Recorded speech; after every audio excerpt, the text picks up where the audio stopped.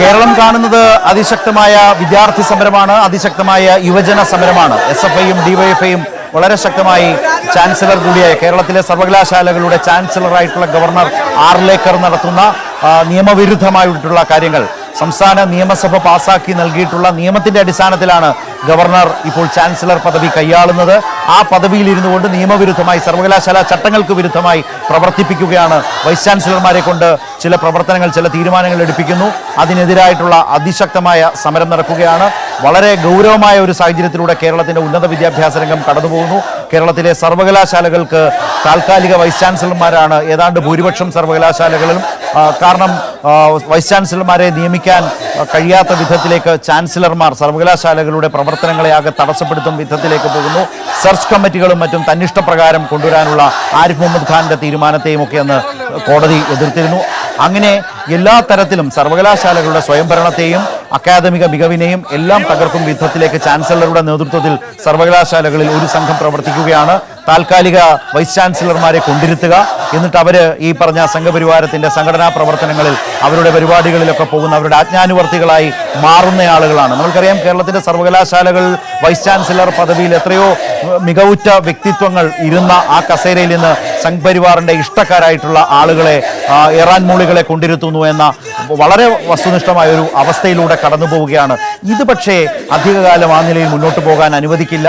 ഒരു വിട്ടുവീഴ്ചയ്ക്കും തയ്യാറല്ല, ഒരു ഒത്തുതീർപ്പുമില്ല. വളരെ ശക്തമായി ഇതിനെതിരെ പോരടിക്കും എന്നാണ് SFI തുടർച്ചയായി സമരങ്ങളിലൂടെ ചാൻസലറോടും ചാൻസലർ രാജ്ഭവൻ കേന്ദ്രീകരിച്ച് പ്രവർത്തിക്കുന്ന സംഘപരിവാറിനോടും കേരളത്തിൽ പറഞ്ഞുകൊണ്ടിരിക്കുന്നത്. DYFIയും ആ നിലയ്ക്ക് ഇന്ന് സമരരംഗത്തേക്ക് വരികയായിരുന്നു. SFI ഇന്ന് സംസ്ഥാന വ്യാപകമായി പഠിപ്പ് മുടക്കി. ഇപ്പോൾ നമ്മൾ കാണുന്നത് കൊല്ലത്ത് നിന്നുള്ള ദൃശ്യങ്ങളാണ്. കൊല്ലത്ത് ശക്തമായ സമരവുമായി മുന്നോട്ട് പോയ SFI പ്രവർത്തകർ ഇപ്പോൾ സർവകലാശാല ഈ സമരത്തിന്റെ ഭാഗമായി ഇപ്പോൾ അവിടെ കുത്തിയിരുന്ന് സമരം ചെയ്യുന്നു. കൊല്ലത്തെ ദൃശ്യങ്ങളാണ് കണ്ടത്. അല്പം മുമ്പ് നമ്മൾ കണ്ടത് തിരുവനന്തപുരത്ത് സർവകലാശാല ആസ്ഥാനത്ത് DYFI നടത്തിയ വലിയ പ്രതിഷേധ മാർച്ചായിരുന്നു. DYFI സംസ്ഥാന സെക്രട്ടറി VK സനോജാണ് സംസാരിച്ചത്. സനോജ് പറഞ്ഞ വളരെ പ്രധാനപ്പെട്ട ഒരു കാര്യമുണ്ട്. ഗവർണർക്കെതിരായ സംഘപരിവാർ രാഷ്ട്രീയം നടപ്പാക്കുന്ന ഗവർണർക്കെതിരെ സമരം ചെയ്യുമ്പോൾ ആ സമരത്തെ, SFI നടത്തിയ സമരത്തെ ഗുണ്ടായിസം എന്ന് വിളിച്ച് അധിക്ഷേപിച്ച VD സതീശനെ കുറിച്ച്, പ്രതിപക്ഷ നേതാവ് VD സതീശനെ കുറിച്ച് DYFI സംസ്ഥാന സെക്രട്ടറി പറഞ്ഞത്, ഗവർണർക്കെതിരായി സമരം ചെയ്താൽ, ഗവർണർക്കെതിരായി നിലപാടെടുത്താൽ കേരളത്തിൽ ഏറ്റവും അധികം പൊള്ളുന്നത് പ്രതിപക്ഷ നേതാവിനാണ്, VD സതീശനാണ് എന്ന് VK സനോജ് പറഞ്ഞ കാര്യമുണ്ട്. കഴിഞ്ഞ ദിവസം SFIയുടെ സംസ്ഥാന പ്രസിഡന്റ് ശിവപ്രസാദ് പറഞ്ഞത്, KSUവിനെ കൊണ്ട് സമരം ചെയ്യാൻ പോലും സമ്മതിപ്പിക്കാതെ അവരെ ഭീഷണിപ്പെടുത്തി നിർത്തുകയാണ് VD സതീശൻ. അത് പറയുമ്പോൾ VD സതീശന്റെ രാഷ്ട്രീയ ജീവിതത്തിൽ എല്ലാ കാലവും മായ്ച്ചു കളയാനാകാത്ത ഒരു യാഥാർത്ഥ്യമായി നിൽക്കുന്ന ഒന്ന് തന്നെയാണ് കാവിക്കൊടിയേന്തിയ സ്ത്രീയുടെ ചിത്രത്തിന് മുന്നിലും അതുപോലെ ഗോൾവാൾക്കറുടെയും ചിത്രത്തിന് മുമ്പിൽ വിളക്ക് കൊളുത്തുന്ന VD സതീശൻ എന്ന പറവൂരിലെ MLAയുടെ ആ ചിത്രം അദ്ദേഹത്തിന്റെ രാഷ്ട്രീയത്തിൽ ഈ തരം ചോദ്യങ്ങൾ ഉയർത്താൻ പ്രാപ്തമാകും വിധത്തിലേക്ക് തന്നെ കേരളത്തിന് മുമ്പിൽ എല്ലാ കാലവും നിൽക്കുന്നതാണ്.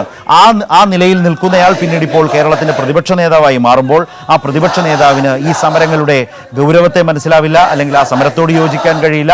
ആ സമരം ചെയ്യുന്നവരെ ഗുണ്ടായിസം നടത്തുന്നവരെന്ന് ആക്ഷേപിക്കും. കാരണം VK സനോജ് പറയുന്നത്, അത് ഗവർണർക്കെതിരെ പറഞ്ഞാൽ പൊള്ളുന്നത് എന്ന് വെച്ചാൽ ഗവർണർ അടക്കം പ്രതിനിധാനം ചെയ്യുന്ന രാഷ്ട്രീയത്തോട് പലപ്പോഴും സന്ധി ചെയ്തതിന്റെ ഭാഗമായി സംഭവിക്കുന്ന ഒരു പൊള്ളൽ എന്നാണ്.